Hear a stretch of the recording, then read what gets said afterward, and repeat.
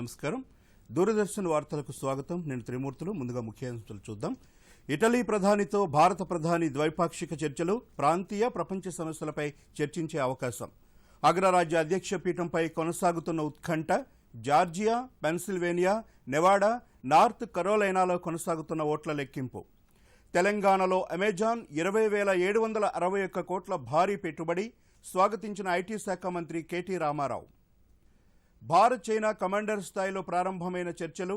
Dragon సైన్యాన్ని వెనక్కి తీసుకునేలా ఒత్తిడి తీసుకురావాలని భావిస్తున్న భారత్.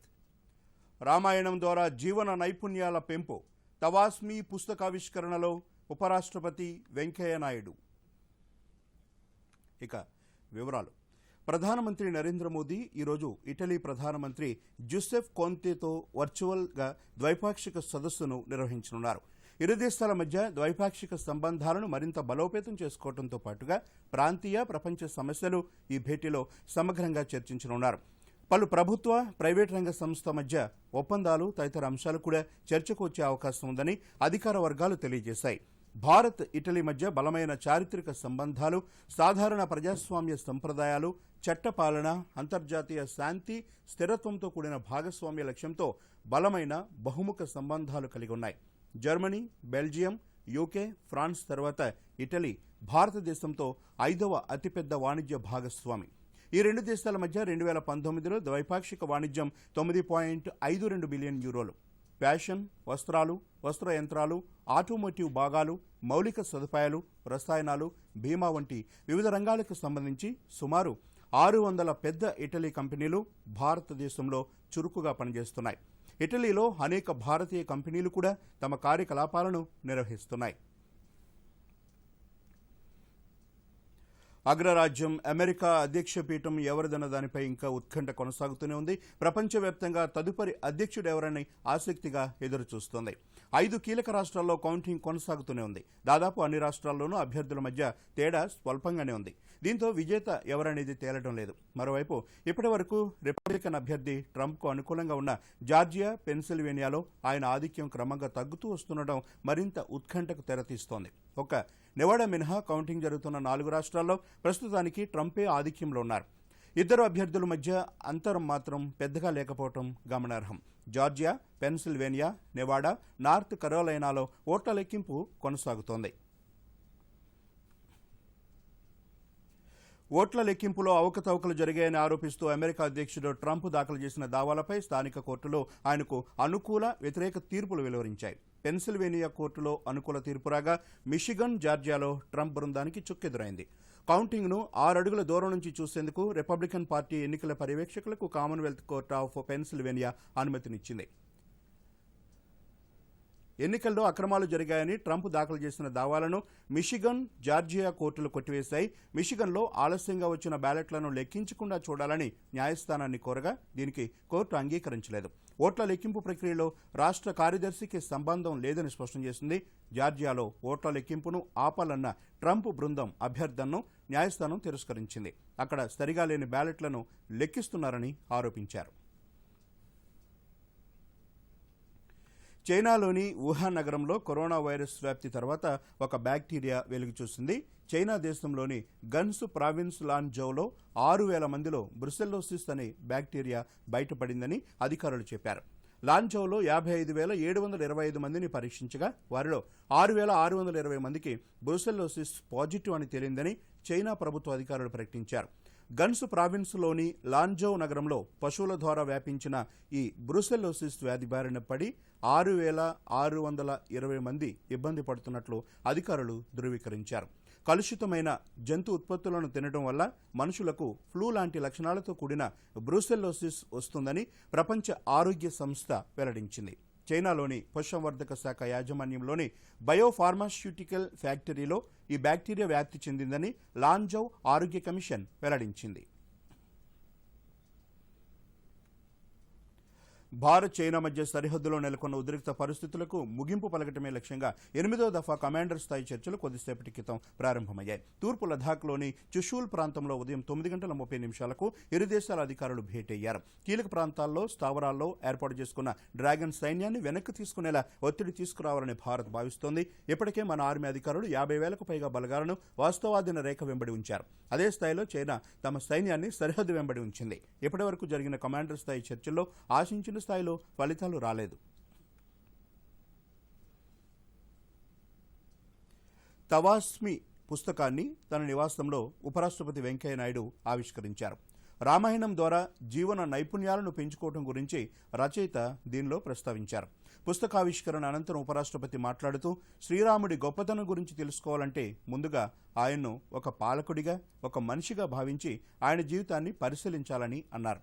ఒక వ్యక్తిగా, రాజుగా, తనయుడిగా, అన్నగా, భర్తగా ఇలా ఎక్కడా కూడా ధర్మం తప్పకుండా మనిషి ఎలా జీవించాలో చూపినవాడే శ్రీరాముడని ఉపరాష్ట్రపతి అన్నారు. జననీ జన్మభూమిచ్చ స్వర్గాదపి గరీయసి అని రాముడి మాటలను గుర్తు చేశారు. జన్మభూమిని మించిన స్వర్గము మరొకటి ఉండదని దాని అర్థం. ఉపాధి అవకాశాల కోసం ఏ దేశం ఏగినా నీకు జన్మనిచ్చిన దేశాన్ని సుసంపన్నం, సుభిక్షం చేసుకోవడానికి నీ బాధ్యతను సక్రమంగా నిర్వర్తించాలని రామావతారం బోధిస్తోంది అని ఉపరాష్ట్రపతి పేర్కొన్నారు. వీడియో కాన్ఫరెన్స్ ద్వారా జరిగిన ఈ కార్యక్రమంలో పలువురు భాషాభిమానులు పాల్గొన్నారు. రాష్ట్రంలో పెట్టుబడులపై ఐటీ పరిశ్రమల శాఖ మంత్రి కె తారక రామారావు కీలక ప్రకటన చేశారు. ఉదయం 11:30 సమయంలో ట్విట్టర్ వేదికగా కేటీఆర్ ఈ విషయాన్ని వెల్లడించారు. తెలంగాణ చరిత్రలో అతిపెద్ద విదేశీ ప్రత్యక్ష పెట్టుబడులు ప్రకటించినందుకు సంతోషంగా ఉందని కేటీఆర్ ట్వీట్ చేశారు. అమెజాన్ వెబ్ సర్వీసెస్ AWS రాష్ట్రంలో 20,761 కోట్ల పెట్టుబడులు పెట్టనుంది. తెలంగాణలో పలు ప్రాంతాల్లో డేటా కేంద్రాలను అమెజాన్ వెబ్ సర్వీసెస్ ఏర్పాటు చేయనుంది. హైదరాబాద్లో 2022లో అమెజాన్ వెబ్ సర్వీసెస్ సంస్థ తన కార్యకలాపాలను ప్రారంభించే అవకాశం ఉంది. తన అమెజాన్ వెబ్ సర్వీసెస్ ద్వారా ఏషియా పసిఫిక్ రీజియన్ ఏర్పాటుకు అమెజాన్ సంస్థ నిర్ణయం తీసుకుంది.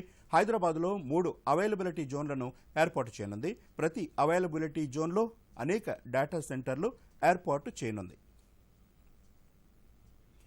తెలంగాణ రాష్ట్రం ఏర్పాటు తర్వాత విదేశీ అతిపెద్ద ప్రత్యక్ష పెట్టుబడి ఇదే అని మంత్రి కేటీఆర్ స్పష్టం చేశారు.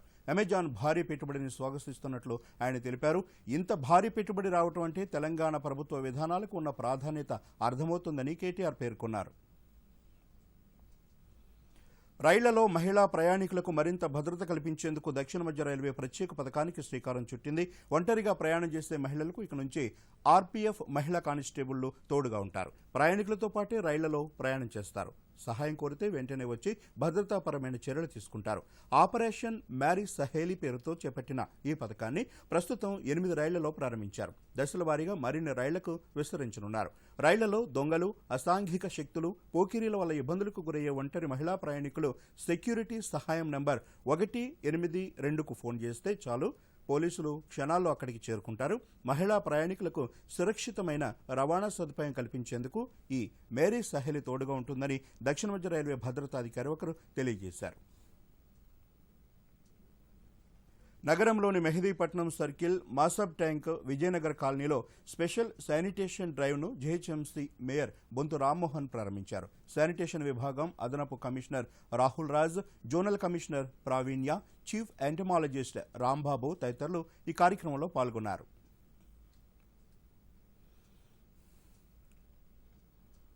ఐటీ ఎగుమతుల్లో గత ఏడాది 18% వృద్ధి రేటు సాధించడం ద్వారా పెట్టుబడులకు హైదరాబాద్ అనుకూలమనే విషయాన్ని ప్రపంచానికి చెప్పగలిగామని రాష్ట్ర ఐటీ పరిశ్రమల శాఖ మంత్రి కె తారక రామారావు అన్నారు. Hyderabad software enterprises association HYSEA 28వ వార్షిక సదస్సు హైసియా ఇన్నోవేషన్ సమ్మిట్ 2020లో కేటీఆర్ ముఖ్య అతిథిగా పాల్గొన్నారు. హైసియా అధ్యక్షుడు భరణి కె.ఆర్ఎల్ అధ్యక్షతన జరిగిన సదస్సులో కేటీఆర్ ప్రసంగించారు. ఐటీ గ్రిడ్ పాలసీలో భాగంగా హైదరాబాద్ నగరంలోని ఇతర ప్రాంతాలకు కూడా ఐటీ రంగాన్ని విస్తరిస్తున్నామని, గ్రిడ్ ఏరియాలో ఏర్పాటయ్యే చిన్న మధ్య తరహా కంపెనీలకు అద్దెపై 30% రిబేట్ ఇస్తామని అన్నారు. గ్రిడ్ ప్రాంతాల్లో 500 మంది కంటే ఎక్కువ మందితో ఏర్పాటయ్యే ఐటీ కంపెనీలకు ప్రత్యేక ప్యాకేజీ ఇస్తామని చెప్పారు. కొంపల్లిలో వచ్చే వారం ఐటీ టవర్కు శంకుస్థాపన చేస్తామని, ఇప్పటికే 200కు పైగా ఎస్ఎంఈలు ఆసక్తి చూపుతున్నాయని కేటీఆర్ వెల్లడించారు.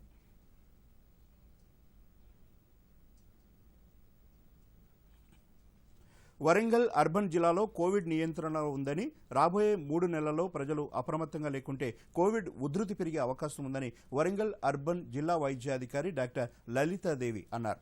తన కార్యాలయంలో దూరదర్శన్తో ప్రత్యేకంగా మాట్లాడుతూ ప్రస్తుతం జిల్లాలో గడిచిన 2 నెలల నుండి 3% మాత్రమే కోవిడ్ పాజిటివ్ ఉందని, ప్రస్తుతం పండుగ సీజన్ కావడంతో పాటు చలికాలం, వైరస్ తీవ్రత ఎక్కువగా ఉంటుంది కాబట్టి ప్రతి ఒక్కరూ జాగ్రత్తగా ఉండాలని అన్నారు. జిల్లాలో 36 కేంద్రాల ద్వారా టెస్టులు నిర్వహిస్తున్నామని, లక్షణాలు ఉన్న ప్రతి ఒక్కరూ టెస్టులు చేయించుకుని వైద్యుల సలహాలు పాటిస్తూ మరొకరికి కోవిడ్ వ్యాప్తి చెందకుండా చూడాలని అన్నారు. బయటకు వచ్చినప్పుడు మాస్క్ వాడటంతో పాటు చేతులు శుభ్రంగా ఉంచుకోవటం, సమూహాలకు వెళ్లకుండా ఉండాలని ప్రజలను కోరారు. లేకున్నా ఏసిమ్టమాటిక్ అయినా కూడా అందరు టెస్టింగ్ చేయించుకోవాలి. ప్రతి ఇంట్లో కూడా ఎవరికైనా జ్వరం ఉన్నా, సర్ది ఉన్నా, దగ్గు ఉన్నా అందరు కంపల్సరీ టెస్టులు చేయించుకోవాలని కోరుకుంటున్నాను.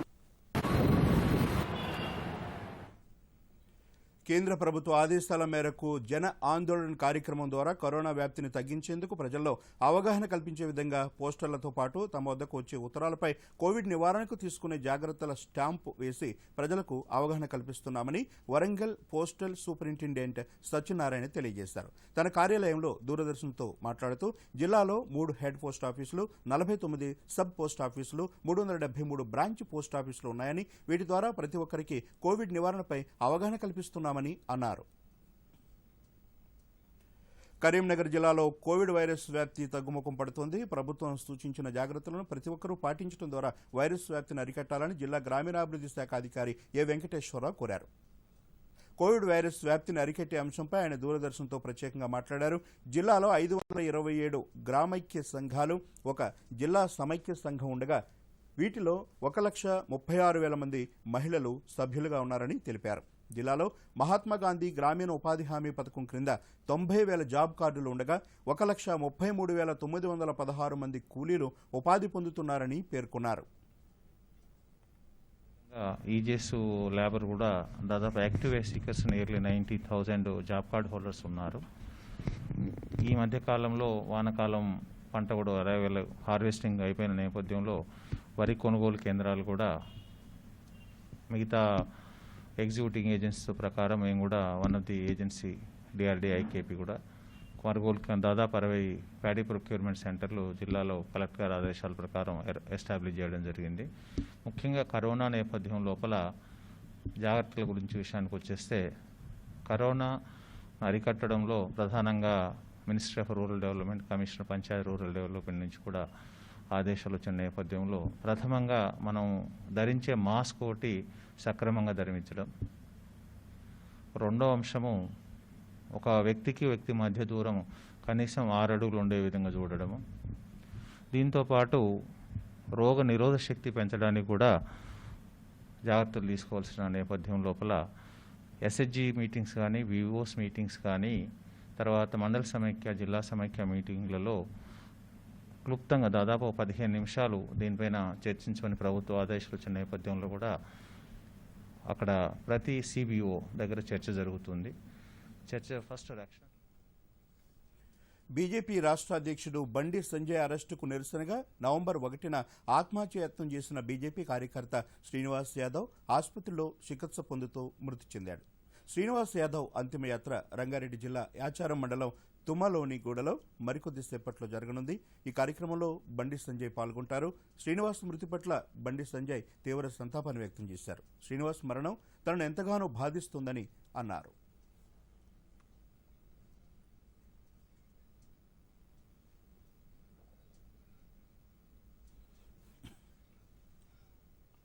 దేశంలో కరోనా కేసుల సంఖ్య నేడు కాస్త తగ్గింది. తాజాగా హెల్త్ బులెటిన్ను కేంద్ర వైద్య ఆరోగ్య శాఖ విడుదల చేసింది.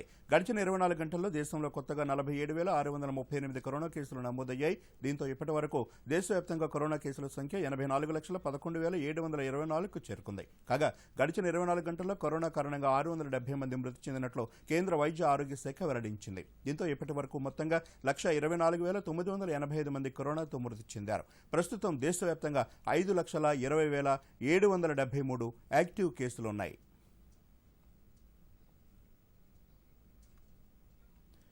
దేశానికి వెన్నెముక రైతు. జై జవాన్ జై కిసాన్ అనే నినాదంతో రైతును రాజును చేసి తాను నమ్ముకున్న వ్యవసాయాన్ని ఇష్టంగా చేసి తక్కువ ఖర్చుతో ఎక్కువ దిగుబడులు సాధించేందుకు కేంద్ర ప్రభుత్వం ప్రయోగాత్మకంగా ఏర్పాటు చేసిన భూసార పరీక్షా కేంద్రాలు జయశంకర్ భూపాలపల్లి జిల్లాలో రైతులకు ఎంతో మార్గదర్శకంగా ఉంటున్నాయి. జయశంకర్ భూపాలపల్లి జిల్లాలో భూసార పరీక్షా కేంద్రాలపై దూరదర్శన్ అందిస్తున్న ప్రత్యేక కథనం. తెలంగాణ రాష్ట్రంలో ఎక్కువ శాతం భూవైశాల్యం కలిగిన జిల్లా జయశంకర్ భూపాలపల్లి జిల్లా. ఇది అటవీ ప్రాంతం. గిరిజనులు ఎక్కువగా నివసించే ప్రదేశం. వీరికి వ్యవసాయంలో మెళకువలు తెలవక తాము వేసిన పంటకు విచ్చలవిడిగా ఎరువులు వాడి సరైన దిగుబడి లేక పెట్టిన పెట్టుబడి రాక నష్టాల్లో కూరుకుపోతారు.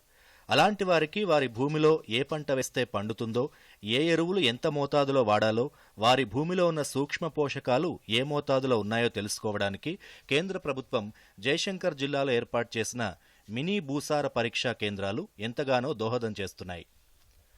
రైతు ముందుగా తమ పొలంలో మట్టి నమూనాల్ని వ్యవసాయ అధికారులు ఇస్తే ఆ మట్టిని భూసార పరీక్షా కేంద్రంలో పరీక్షలు నిర్వహించి ఆ భూమిలో సూక్ష్మ పోషకాల విశ్లేషణ చేస్తారు. పరీక్షల అనంతరం వ్యవసాయ అధికారులు రైతులకు సాగుపై ఎప్పటికప్పుడు సలహాలు అందిస్తూ భూసార పరీక్షా పత్రాల్ని అందిస్తున్నారు. వారి భూమికి అవసరమైన ఎరువులు తప్ప అనవసరమైనవి వాడకుండా సలహాలిస్తున్నారు. తద్వారా పండించిన పంట అధిక దిగుబడొచ్చేందుకు భూసార పరీక్షా కేంద్రాలు ఎంతగానో సహకరిస్తున్నాయి. రైతులకు తమ భూమిలో సాగుకు అనుకూలంగా లేని ఆమ్ల భూములు, చీడు భూముల్ని భూసార పరీక్షల ద్వారా గుర్తించి ఎలా బాగు చేయాలనే అంశంపై అవగాహన కల్పిస్తున్నారు. ఈ సందర్భంగా రైతులు మాట్లాడుతూ తమ పొలాల్లో పంటలు వేసే ముందు వ్యవసాయ అధికారుల్ని సంప్రదించి తమ పొలాల్లో ఉన్న పోషక పదార్థాల స్థాయి, సేంద్రియ కార్బన్, లవణ సాంద్రత, సూక్ష్మ పోషక లోపాలని తెలుసుకుని తమ భూముల్ని సాగు చేసుకుంటూ ఎక్కువ దిగుబడొచ్చే పంటల్ని పండిస్తూ లాభాలు గడిస్తున్నామని అన్నారు. ప్రతి సంవత్సరం మేము కొంచెం భూసార పరీక్షలు చేయించుకొని దాని భాస్వరం, నత్రజని, యూరియా, పొటాషియం ఏదెంత మోతాదులో ఉందో భూసార పరీక్షలు చేయించుకొని ఆ విధంగా మేము పెట్టుబడి కొంచెం తగ్గించుకొని దాని విధంగా వాడుతున్నాము. దానివల్ల మాకు అధికంగా భూమిని కాపాడుకుంటున్నాం. మాకు దానివల్ల పెట్టుబడి తక్కువ అవుతుంది. దీనివల్ల మాకు లాభాలు వస్తున్నాయి. భూమిని కూడా కాపాడుకుంటున్నాం. భూసార పరీక్షల్లో ఏమేమి తెలుస్తుందంటే పోషకాహారాలు, organic matter, nitrogen, phosphorus, potash, ఇంకా మైక్రోన్యూట్రియన్స్ ఏమేమి కావాలో అన్నీ తెలుస్తాయి. మెజారిటీగా మనకి కావాల్సినవి ఏంటంటే నైట్రోజన్, ఫాస్ఫరస్, పొటాష్. వీటి లెవెల్స్ మనం చూసుకొని ఇక మరోమారు ముఖ్యాంశాలతో వార్తలు ముగిద్దాం. నమస్కారం. ఇటలీ ప్రధానితో భారత ప్రధాని ద్వైపాక్షిక చర్చలు. ప్రాంతీయ, ప్రపంచ సమస్యలపై చర్చించే అవకాశం. అగ్రరాజ్య అధ్యక్ష పీఠంపై కొనసాగుతున్న ఉత్కంఠ. జార్జియా, పెన్సిల్వేనియా, నెవాడా, నార్త్ కరోలైనాలో కొనసాగుతున్న ఓట్ల లెక్కింపు.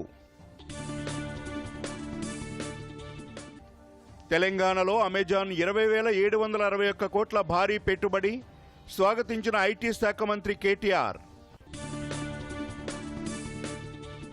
భారత్, చైనా కమాండర్ స్థాయిలో ప్రారంభమైన చర్చలు.